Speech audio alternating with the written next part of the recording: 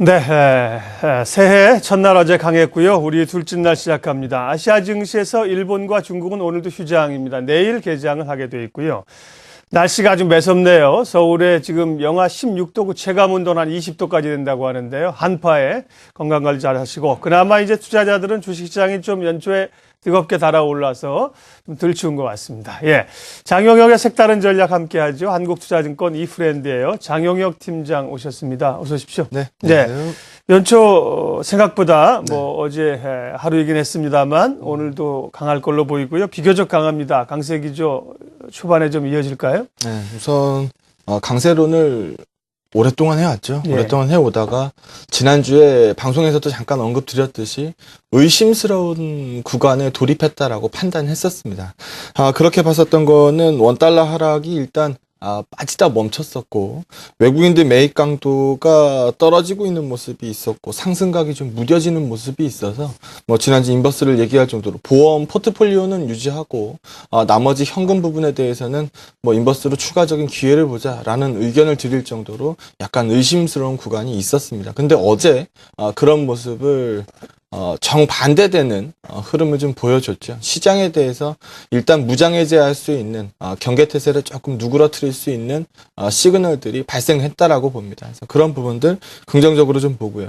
재정절벽 이슈 같은 경우에는 말들이 많습니다. 이거 반쪽짜리 협상이다. 어제 무디스도 또 한마디 했습니다. 이거 좀 기대치에 미흡하다라는 부분으로 얘기를 하고 있습니다만, 어쨌든 시장에서 환호하고 있고 각종 위험 지표들이 올라오고 있는 상황이기 때문에 어느 정도 시장 분위기에 맞춰서 갈 필요는 있겠다라는 생각이 듭니다. 일단 차트를 보면서 기존에 했던 얘기들을 좀 이어가 보도록 하겠습니다. 주가지수 일봉입니다. 일봉상으로 보게 되면은 말씀드렸듯이 2000P에서 2050P 사이에서의 저항권이라는 판단이 좀 있었고, 속도 조절에 대한 의견을 말씀드리고 나서 실제로 음봉이 발생된 상황입니다. 그래서 속도가 좀 떨어지고 있는 부근에서 연말 재정절벽 이슈가 결과적으로 보면 잘 나왔지만, 만약에 방향이 여의치 않았으면 주가가 좀 밀렸을 수도 있습니다. 어쨌든 시장이 긍정적으로 반영한 구간이 왔고, 저항권 하단부를 일단 뚫고 올라간 모습이기 때문에, 저항권은 일단 뚫리고 나면은 지지선으로 바뀌는 법이죠. 지지선으로 바꿔서 설정하는 게 필요해 보입니다. 전략 수정이 좀 필요해 보이죠. 2000P 정도 견조하게 지켜주는 시장이면은 앞으로 시장 상단 저항권을 뚫어내려는 시도를 할 거고, 상단 저항권을 뚫어내고 나면 새로운 또 고점입니다. 그런 부분들도 시장에서 긍정적으로 볼 것 같아.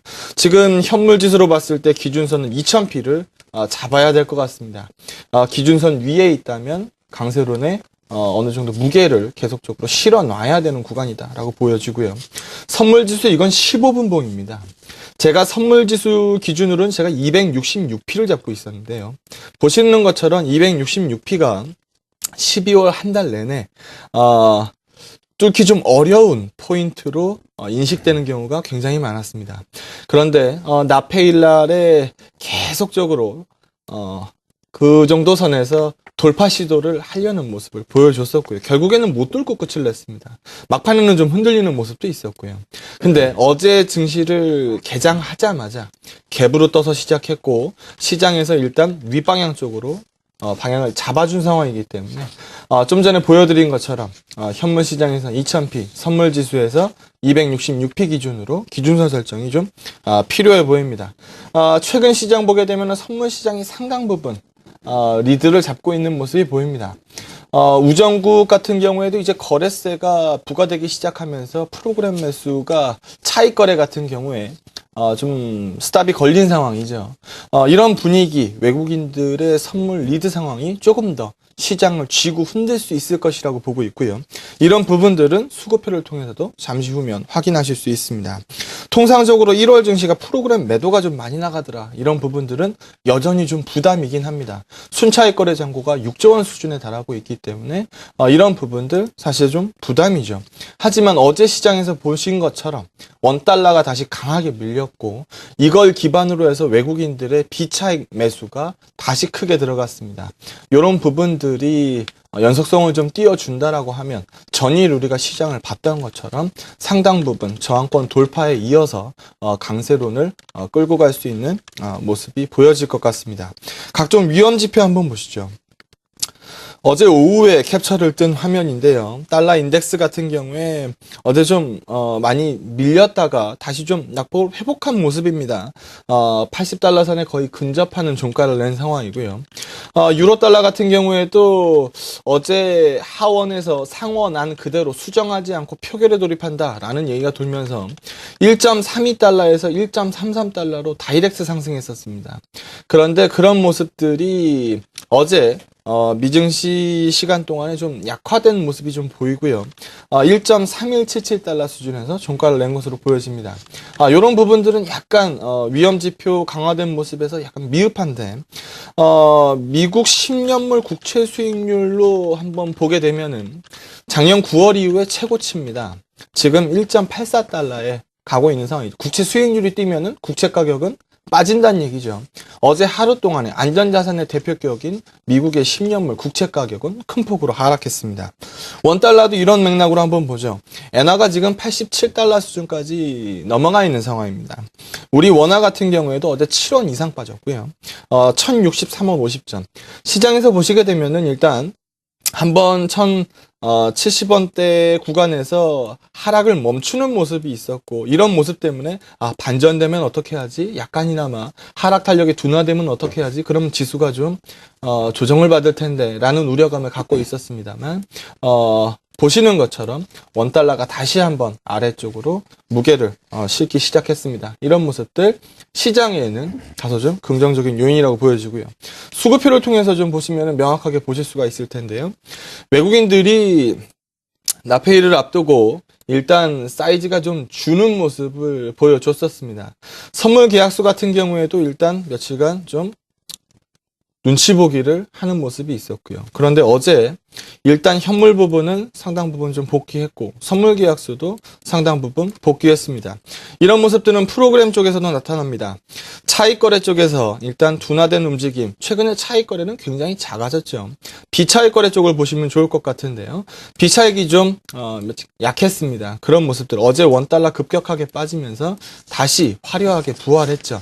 이런 부분들 놓고 봤을 때 시장에서 긍정적인 시그널들 많이 나오고 있다. 재정절벽 이슈가 일단 해석은 분분합니다만 위험 선호도를 밀어 올리고 있는 점이 매우 긍정적으로 보이고 있기 때문에 중앙은행의 의지는 우리가 여러 번 확인했고, 이런 부분들 위험자산 쪽으로 조금 더 메리트를 느낄 수 있게 하는 것 같습니다. 어제 미국의 지표들도 잘 나왔는데 미국도 좋지만 중국 관련된 지표도 한번 보시죠. 중국 상해 종합지수입니다. 부도나는 회사처럼 빠지는 차트가 급격하게 돌려 세우고 있죠. 올해 증권사들 전망을 보게 되면은 상저하고 의견이 많습니다. 기저효과 때문에 역기저죠. 미국의 연초 지표들은 그렇게 썩 잘 나오기 어려울 것이다. 근데 중국은 잘 나온다. 그런데 둘이 같이 좋아지는 타이밍이 3분기 이후다. 그렇기 때문에 연초에는 지표면에서 등락이 좀 있겠지만 하반기로 갈수록 지표가 G2면 중국도 그렇고 미국도 그렇고 좋아질 것이다 라는 분석이 지배적인데요. 네. 일단 단기적으로 중국 쪽이 슈팅을 보이고 있기 때문에 우리 시장 입장에서 봤을 때는 순환매에 있어서 매우 유리한 국면이 전개되고 있다라고 보시면 될 것 같습니다. 단기 모멘텀이 일단 확보됐으니까 속도 조절에 대한 의심은 약간 접는 게 좋을 것 같습니다. 강세론으로 다시 복귀하도록 하겠습니다. 네.